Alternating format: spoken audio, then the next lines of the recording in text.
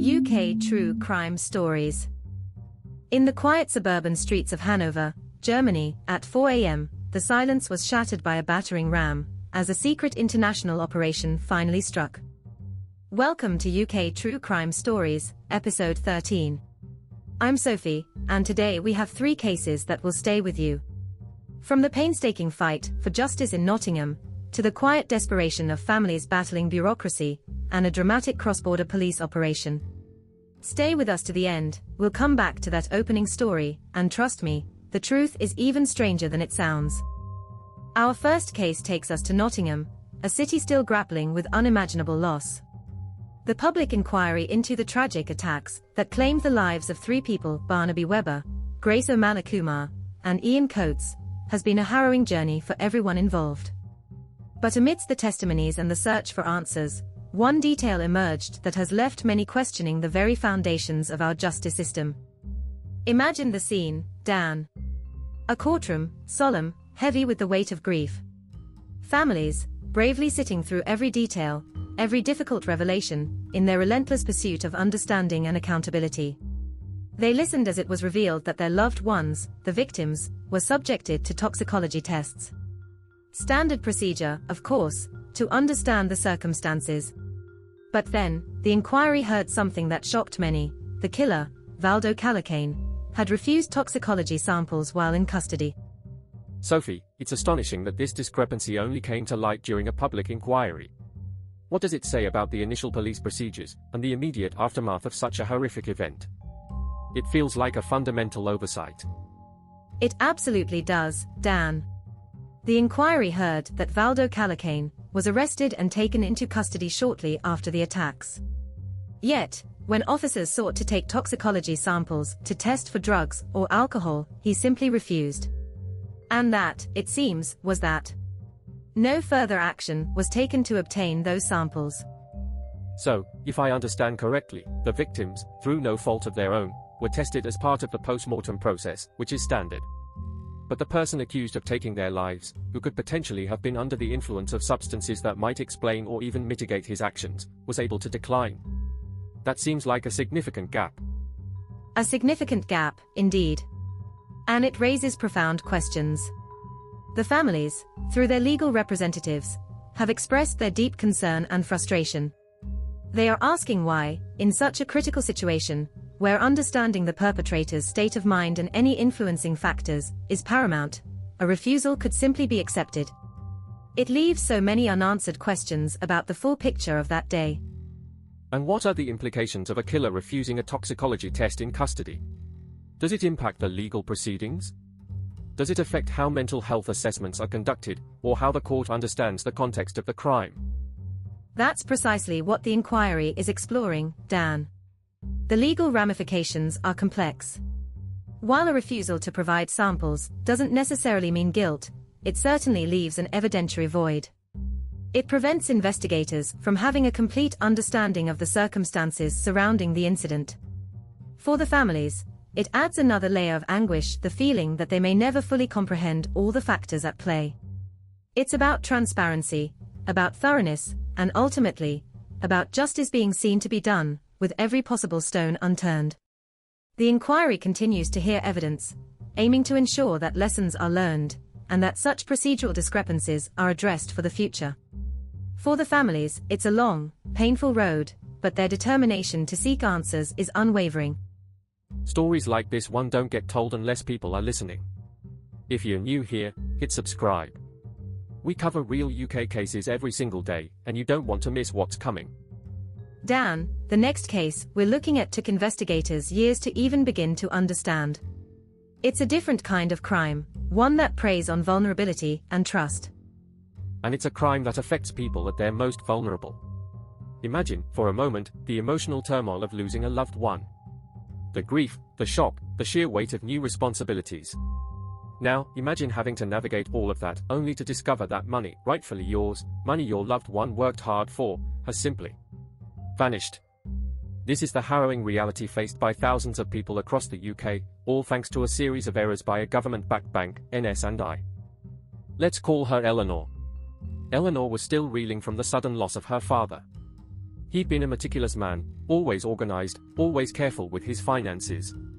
He'd told her often about his nest egg with NS&I, the government-backed national savings and investments. It was meant to provide a cushion for her mother, a legacy. So, when Eleanor began the difficult process of settling his estate, she expected it to be straightforward. She contacted NS&I, armed with all the necessary paperwork, death certificates, probate documents.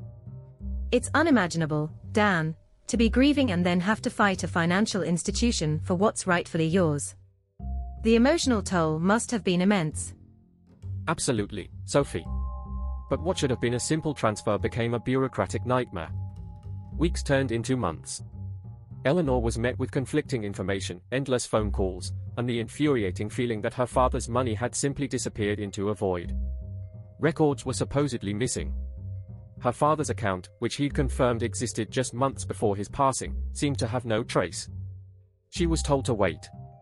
She was told to resubmit documents. She was told, effectively, that the money wasn't there. Eleanor, though exhausted by grief, refused to give up. She knew her father. She knew the money existed. And she began to suspect that this wasn't just a singular error.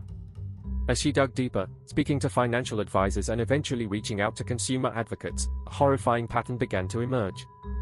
Eleanor wasn't alone. Thousands of other bereaved families were experiencing the exact same nightmare. Funds gone missing. Accounts untraceable. Inheritances denied. And it seems this wasn't just a one-off mistake, but a systematic failure.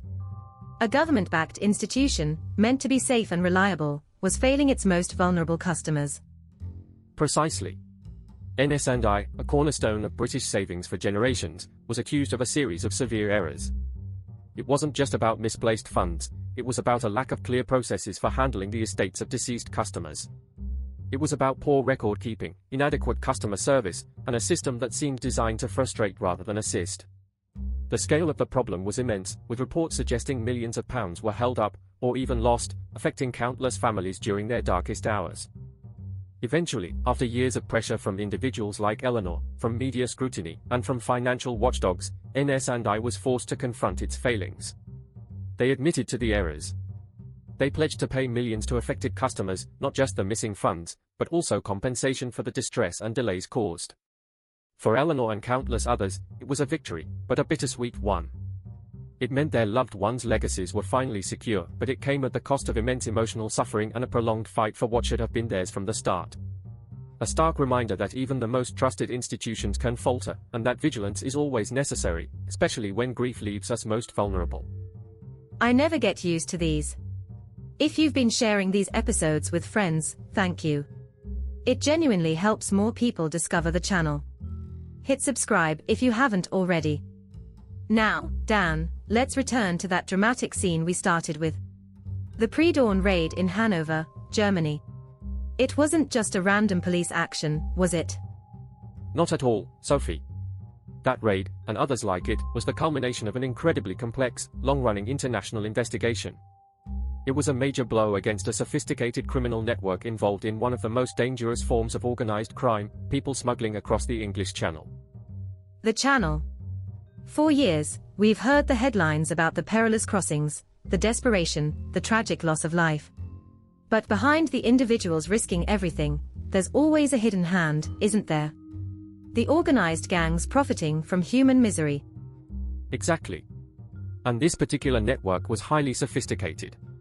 They weren't just opportunistic, they had established routes, logistics, and a web of contacts across multiple countries. For months, intelligence agencies and law enforcement from the UK, Germany, and Belgium had been working in absolute secrecy, piecing together the puzzle. So, this wasn't just a local police matter. This was Europol, the European Union Agency for Law Enforcement Cooperation, coordinating efforts across borders. That tells you the scale of the threat. It really does. Europol described it as a significant operation. Imagine the intelligence gathering involved: phone taps, surveillance, informants, financial tracking. Following the money, following the movements, identifying the key players, understanding their methods. It's like watching a spider weave its web, only this web stretched across an entire continent. And the goal wasn't just to catch a few low-level operators. It was to dismantle the entire structure, to cut off the head of the snake, so to speak. Precisely. The planning for the raids themselves must have been meticulous. You're talking about synchronized actions in multiple locations, across different jurisdictions, all needing to happen at the exact same moment to prevent suspects from warning each other or destroying evidence. Which brings us back to that cold open, Dan. 4 a.m. The battering ram. The silence shattered. That was the moment. That was the moment. More than 450 officers from the UK's National Crime Agency, German Federal Police, and Belgian authorities were involved. They struck simultaneously. In Germany, arrests were made in Hanover, Osnabrück, and other locations. In the UK, properties were searched, and evidence seized. In Belgium, further actions were taken. It was a perfectly executed, coordinated strike. And the results? What did they achieve? 4 key individuals were arrested in Germany, believed to be central figures in the smuggling ring. Their operation, which had been moving hundreds of people across the channel in dangerous conditions, was effectively decapitated. It sends a clear message that these international criminal enterprises cannot operate with impunity. It's a testament to what international cooperation can achieve when combating organized crime that transcends borders. A truly dramatic end to what must have been months, even years, of painstaking work by dedicated officers across Europe. That's UK True Crime Stories for today, episode 13. These stories are inspired by real documented cases. If today's episode moved you, share it with someone who'd appreciate it. It really does make a difference. If you have information about any unsolved case, please contact Crime Stoppers on 0800 555 111, anonymously, anytime. Subscribe for more true crime every day, and if you're interested in real UK money stories, debt, savings, financial freedom, check out our sister channel UK Stories.